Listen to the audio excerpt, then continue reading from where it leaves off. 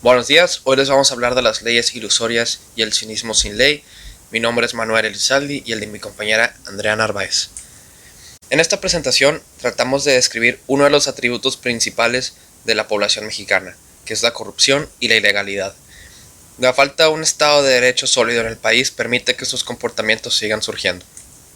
Por lo tanto, tenemos esta pregunta: ¿la corrupción y la ilegalidad es el resultado de un sistema político fallido o es simplemente una característica que todo mexicano tiene y es lo que está promoviendo estos comportamientos? Para entender mejor este atributo es necesario hablar un poco de los antecedentes. La corrupción comienza con los conquistadores. Durante este periodo existía la ley, pero no se obedecía.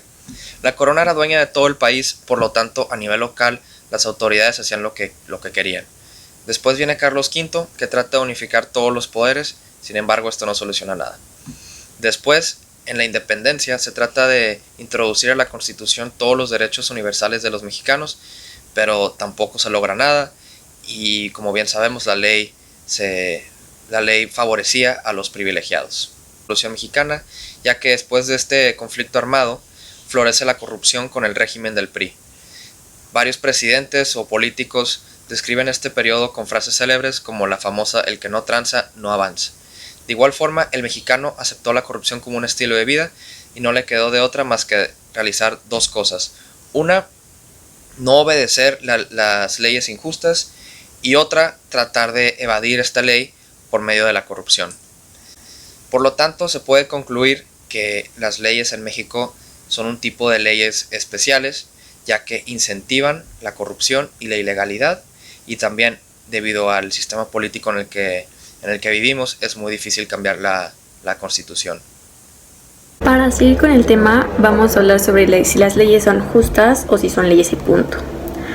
Unas cifras de este apartado es que el 75% de la población cree que la ley no se aplica igualmente para todos, mientras que un tercio de la población creía que las leyes no eran justas.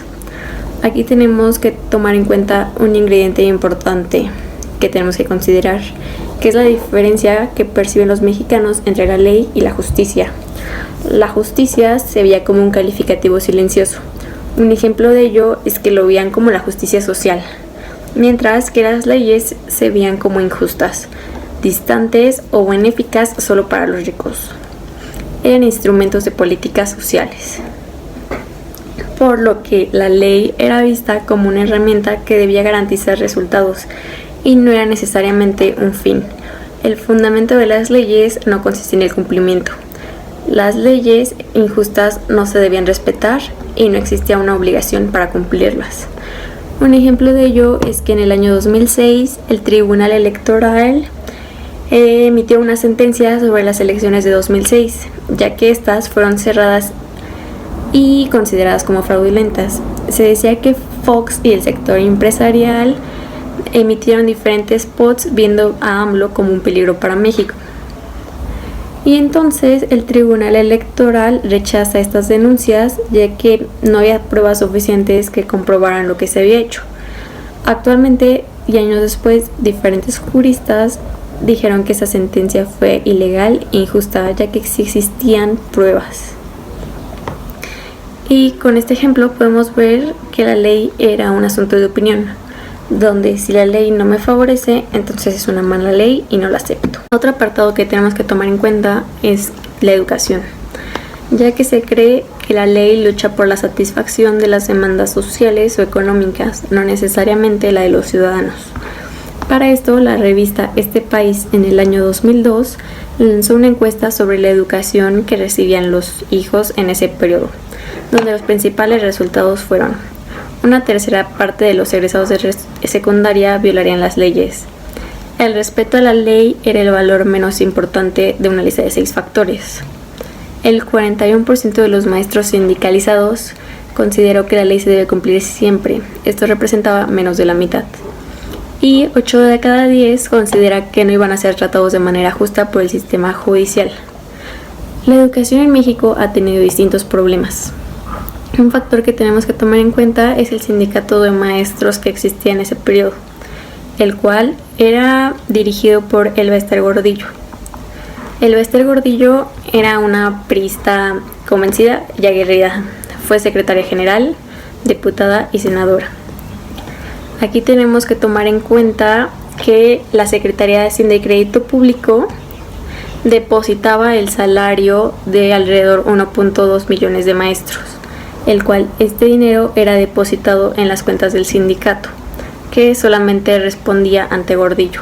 Era un poco más de 10 millones de dólares al mes, por lo que ella podía echar mano para sus propios gastos y gustos y necesidades, donde actualmente ella se encuentra detenida en su casa y la mayoría de los mexicanos la responsabiliza por la patética educación que recibieron sus hijos. Es por ello que podemos decir que la ley solo lucha por la satisfacción económica de unos pocos, no necesariamente de la de todos los ciudadanos. Continuando con el tema, los mexicanos piensan que la gente no respeta la ley, pero que ellos sí. Al mexicano le gusta vivir con un mínimo de leyes, lo ven como un mal necesario, ya que si una ley no funciona sería evadida y la única solución sería la corrupción. Tenemos que tener en cuenta que los mexicanos no son corruptos. La baja jerarquía de la ley es la que genera esa corrupción. En una encuesta levantada por la Secretaría de Gobernación en el 2001, se obtuvo que el 71% cree que no se deben obedecer las leyes injustas, y para esa misma pregunta en el 2008, ese monto se redujo al 58%. En el 2006, México apareció como el segundo país más corrupto de las Américas después de Haití, para en el 2008, 2 años más tarde, pasar a la tercera posición, siendo Uruguay el país con menos corrupción. Adicionalmente, el 34% de los mexicanos en el 2009 ofrecieron un soborno, y entre la percepción de la corrupción entre los funcionarios públicos, México se encuentra en la mitad, siendo la gente más joven la más susceptible hacia la corrupción, y los grupos con una educación superior son más blancos de corrupción, ya que entre mayor educación, más dinero disponible para sobornos. Para concluir, podemos decir que la mayoría de los mexicanos piensan que la corrupción nunca acabará, ya que tendemos a una actitud hacia la corrupción, ya que todos participamos. La corrupción ha disminuido en México desde mediados de los años 90 gracias a una serie de restricciones legales y administrativas, sino también gracias a la llegada de la democracia. Es más difícil timar a un Estado con un Congreso poderoso, así como contra contratos internacionales que eliminan las holguras internas. Existe un vínculo entre un sistema democrático y una corrupción menor, aunque este vínculo no es ni inmediato ni suficiente, pero con democracia es más complicado robar y evitar ser descubierto.